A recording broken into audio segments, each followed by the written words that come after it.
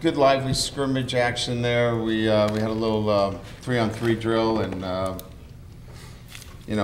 the nice part about it in the spring so far is that with the depth on the offensive line and defensive line, as I've mentioned before, we can get in there and really get some good live action with our big guys, and that's so important in terms of controlling the line of scrimmage and being able to really develop the kind of toughness that you want on both sides of the ball. And so I leave a spring practice feeling so much better, because you can work on so much more when you can go and really allow your big fellas to get after it.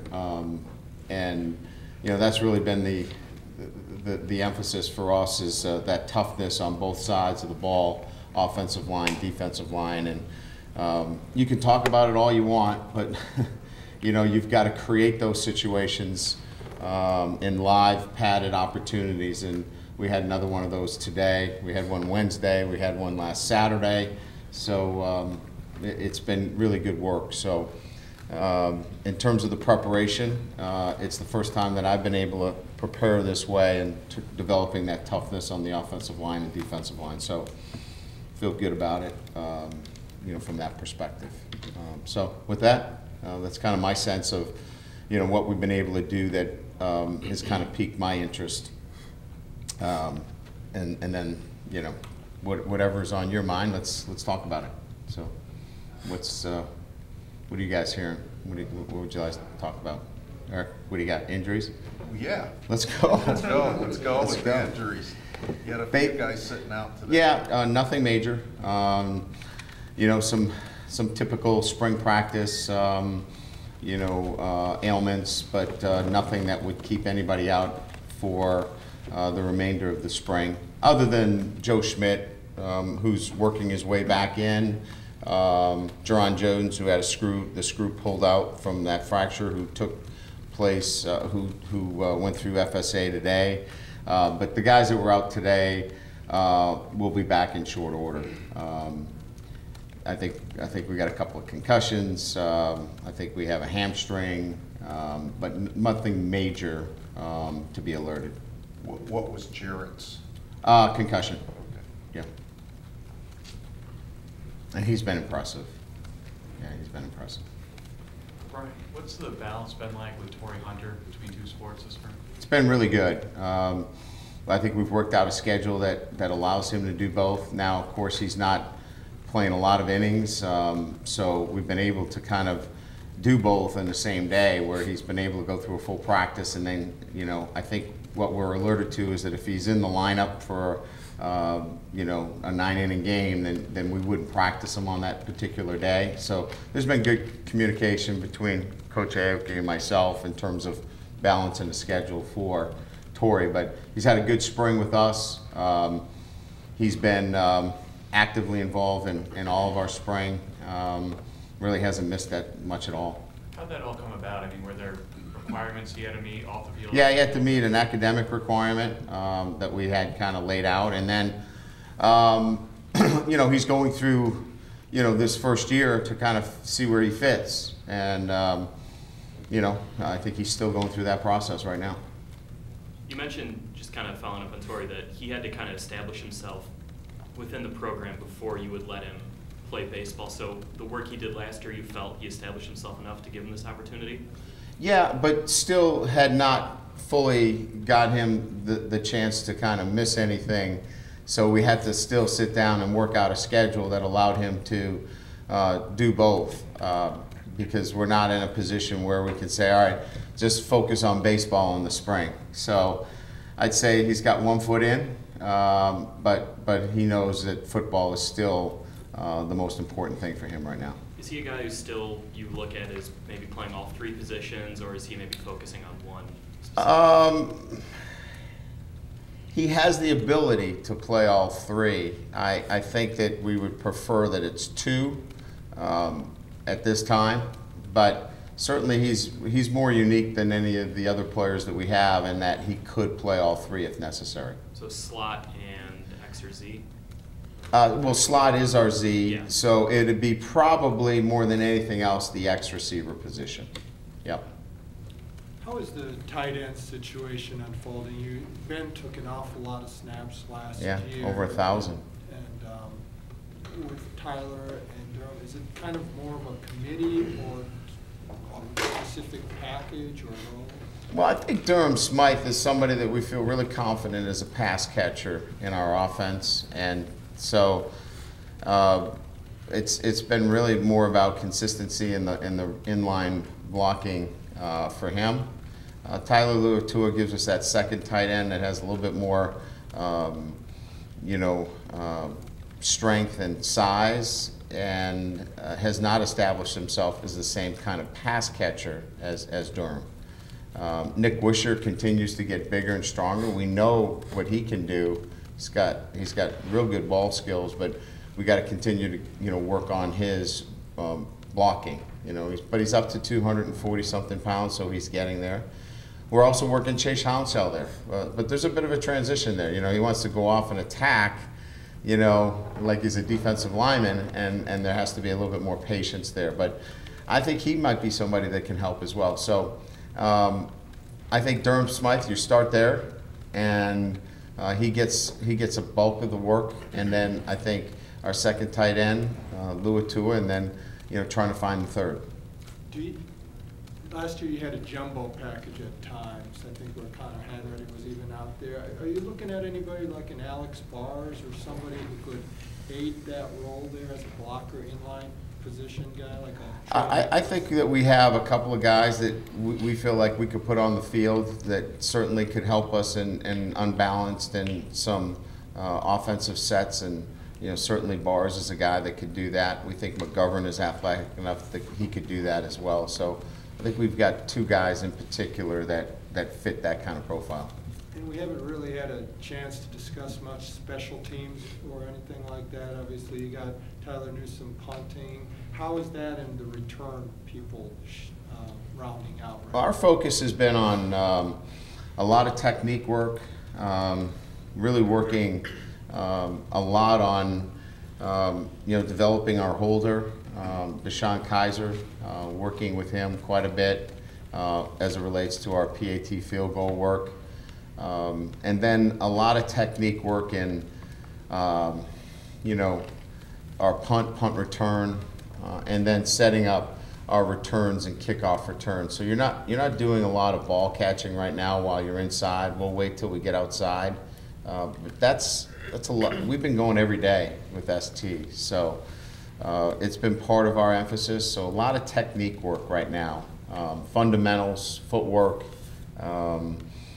Corralling the football, doing the things necessary so when we, put it all together, that we feel like we've addressed the fundamentals. Who's your front runner for punt returns at this time, at kick returns? Well, I think last year, we felt like there was 2 or 3 guys that did a nice job for us. I think we'll continue to look at, Amir Carlisle did a nice job for us. Greg Bryant was back there, but I think we've opened it up to everybody, and I don't know that I would say right now that we have a front runner. We'll kind of, that's really something that you really kind of hone in on when you get outside, and then we'll kind of give 4 or 5 guys the opportunity in June and July to really spend most of their summer on it. Coach, what have you seen from Elijah Shoemate with the first unit here? Yeah, I like our safeties. I like Redfield and Shoemate. Their development is clearly evident and so much different than where we were at this time last year or any time during the season. We don't see the missed assignments. We see clearly 2 guys that have grasped the hold of what we're doing out there. So kind of settled into 2 very solid football players back there for us. Did it start for Shoemate after he got back into the lineup last year, or has it been something that really grew in the offseason and spring? I think his last couple of games really started to build that confidence level. And certainly I think it started with the way he played when he got back in the lineup. He started to gain that confidence back, and then certainly the last game that he played was him and Max, I think, in particular. And then just I think there's just for both those guys a lot of confidence right now that they feel really confident with the system now, with the work that they're doing. For guys who are maybe struggling in the system like that, did the time off that they got maybe in season in November and then bowl practice and then January, is that beneficial for them just to kind of take a step back and grasp the defense?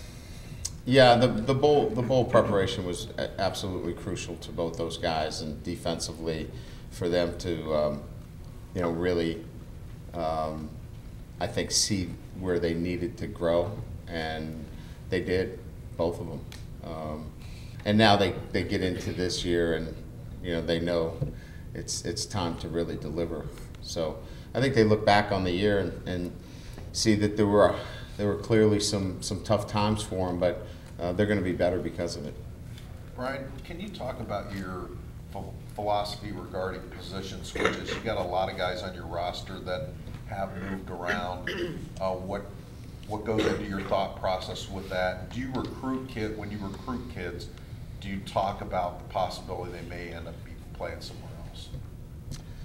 Well, I think there's one particular position that we look at as one that has that flexibility, and that's the big skill position. So, when you're talking about big skill players, you're talking about tight ends, linebackers, safeties that have that flexibility to move and play other positions. And those guys generally in the high school ranks are still growing. They're still filling out. They haven't reached that full potential yet physically. So where they are in high school is not necessarily where they might be in college. So there's a lot more room for that position to morph itself in college than maybe an offensive lineman. A power position is generally a power position. And skill is skill. You're not going to grow into another position. So that big skill position, the positions that I've kind of outlined to you, I've always kind of had my eye towards that one as being one where, it could move into other positions. And that's where I've used my coach's picks, if you will, that if I've liked the player, that maybe another coach couldn't project at a particular position. If we've taken a player that hadn't played a particular position or hadn't showed himself, it's usually in that big skill position. That's generally been my background, philosophically. Brian, you mentioned you wanted to bang, and you've talked about it today. Who has stood out to you so far in those periods that you look are going to give you that kind of toughness that you're looking for? Well, I think we clearly have tried to use the younger players in those positions, but we also want to see a guy like Steve Elmer. I think we've seen improvement there in his ability to sustain and block. Nick Martin is much more stronger and more effective than he was last year. He was still, coming back from a pretty substantial knee injury and a hand injury. You could see he's a much more explosive player than he was last year. And then I'd have to unfortunately move right back to those freshman offensive linemen in Bars and Quentin Nelson. But far and away, the story is Jerry Tillery. He's just a unique player, one that I can't remember that I've coached. He's he's running with our first group and continues to impress. Today in our 3-on-3 drill, he was we have a hard time blocking him. He just has a unique ability to, at such a young age, to use his hands. Defensive linemen, one of the things that he has had incredible teaching. One of the all-time great defensive line coaches, Pete Jenkins.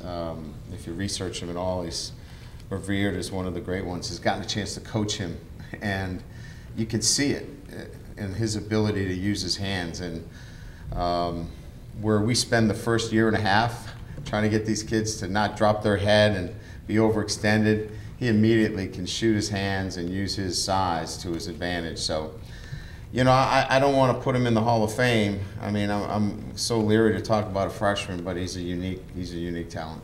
I would kind of handicap it, and well, not handicap it, but I would probably give you the, you know, the look at it in this respect.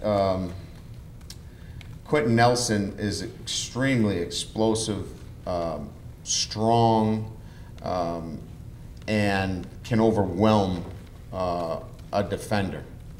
Alex Bars is extremely efficient and technically so far above the normal redshirt freshman. You know, technically, he's so good.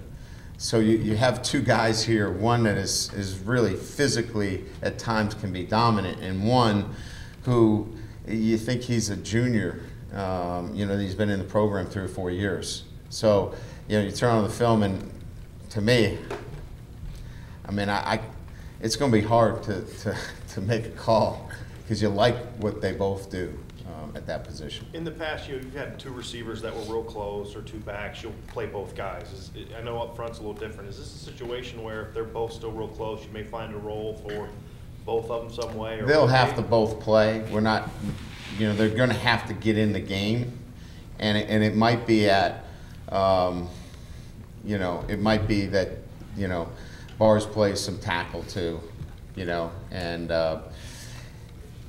you know, if he's the guard, he's the guard. You know, we don't see, you know, Q as a tackle right now, but they're just guys that are going to have to play. They're both going to see some playing time for us. And on the right side, you know, Steven and Mike had a chance to work together for the first time in the LSU game, and now obviously they're spending a lot more time together. How's their development been together as sort of a pair over there on the right side?